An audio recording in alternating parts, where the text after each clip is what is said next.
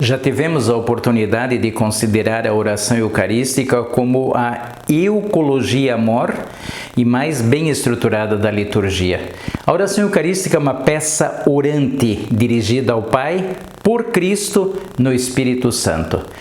Nesta terceira léxio litúrgica dedicada à oração eucarística, vamos considerá-la do ponto de vista da homenagem, do louvor, da ação de graças que a Igreja eleva ao Pai. É importante reconfirmar isso. Oração dirigida ao Pai. Uma oração contínua desde o início, no prefácio até o momento final, na grande doxologia, a oração eucarística é completamente dirigida ao Pai. É ao Pai que se dirige o louvor e a glorificação, é do Pai que se invoca o Espírito Santo para consagrar o pão e o vinho em corpo e sangue do Senhor, ao Pai que se fazem as preces em favor da Igreja, dos vivos e falecidos, ao Pai, por fim, que se oferece o sacrifício da Igreja, esse sacrifício que é o próprio Jesus Cristo. Este aspecto tão central na oração eucarística é desprezado quando na oração eucarística o padre resolve prestar adoração ao sacramento da Eucaristia. Para quem se rege na liturgia pelo certo ou errado, eu sou claro em dizer que não é errado adorar o Santíssimo Sacramento. Eu estou dizendo que o momento da oração eucarística não é o adequado. A Igreja reserva uma celebração especial para isso, inclusive de adoração ao Santíssimo Sacramento. Quem introduz a adoração ao Santíssimo Sacramento não está entendendo a dinâmica adorante dirigida ao Pai, inclusive com o sacramento da Eucaristia, que é ofertado por Cristo, com Cristo e em Cristo.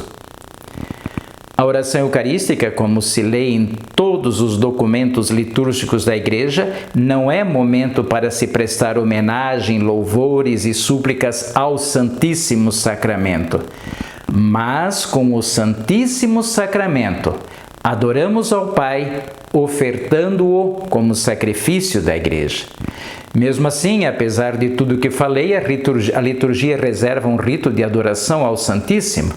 Tem o rito da genuflexão, ou então da inclinação profunda.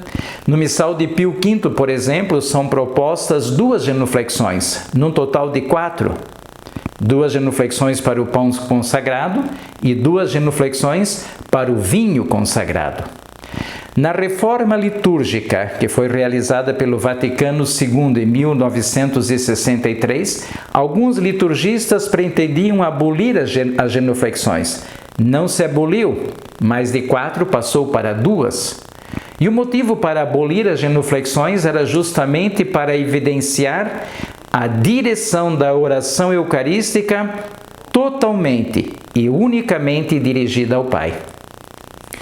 É interessante observar que até mesmo a elevação do pão e do vinho consagrados são tratados na instrução geral do Missal Romano com a descrição orientando no modo de como se fazer. A instrução geral do Missal Romano fala de ostentationem hostiae, ostentationem calicis, que foi traduzido para o português como apresentação da hóstia e apresentação do cálice. A orientação ritual, portanto, não fala de elevatio. A elevação do pão e do vinho consagrados aparece na orientação do Missal Romano no rito da doxologia final, quando se diz por Cristo, com Cristo e em Cristo. E o texto diz em latim: Patenam cum hostia elevat, calice elevatum. Traduzido para o português com o verbo elevar. A orientação reserva a elevação somente para o momento da grande doxologia do per ipsum, por Cristo. Indicativo para não atrair a atenção ao sacramento em si com a elevação do pão e do cálice consagrados.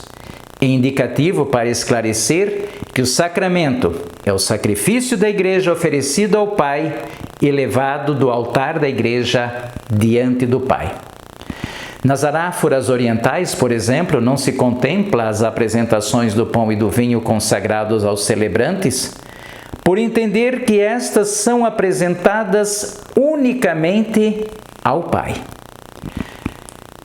Quando se tem conhecimento de como a Igreja orienta proclamar e rezar a oração eucarística, podemos entender como grave, do ponto de vista da comunicação litúrgica, é transformar a consagração em manifestação devocional ao sacramento. Hoje, alguns padres, até com boa intenção, eu não duvido disso, transformam a consagração no momento devocional. Ficam ajoelhados diante do Santíssimo Sacramento, cantando canções a Jesus sacramentado, como, por exemplo, Eu Te Adoro, Hóstia Divina, ou então algumas outras canções semelhantes. É um modo totalmente estranho de proclamar a oração eucarística, que eu até mesmo considero deplorável, é aquele de padres que, ao concluir a consagração, se ajoelham, deixam de lado a oração eucarística proposta pela igreja que está no missal e eles começam a fazer orações por conta própria ao Senhor sacramentado. Orações com pedidos de cura, de libertação, pedidos de prosperidade e com tantas outras intenções. Outros que tomam o Santíssimo Sacramento e o levam pelo corredor da igreja para ser tocado. Nós não vamos entrar aqui em juízo de julgamento e nem quero ser taxado como insensível para com o Santíssimo Sacramento. Eu fui educado na espiritualidade de adoração ao Santíssimo Sacramento na congregação dos Padres do Sagrado Coração de Jesus, os deonianos. Eu estou apenas chamando atenção para o que a Igreja pede no rito da proclamação da oração eucarística. Esquece-se que quem faz a oração eucarística não é o Padre, mas é o próprio Jesus Cristo, que é o mediador junto ao Pai com o seu corpo místico, a Igreja. O Padre está ali agindo in persona Christi e age como vox ecclesiae, a voz da Igreja. E deste ponto de vista, o Padre não tem o direito de modificar a seu gosto, com o seu sentimento pessoal, a oração eucarística. Porque a oração eucarística é sempre prex ecclesiae, é a oração da Igreja. O Padre não muda a liturgia, ele está a serviço da liturgia. Quanto mais se conhece o processo orante da liturgia, especialmente da oração eucarística, tanto melhor nós participamos da missa. Quanto menos se conhece, tanto mais se corre o risco de devocionalismos pessoais que nos afastam da espiritualidade eucarística. Deus nos abençoe, guarde-nos de todo mal e nos conduza à vida eterna. Amém.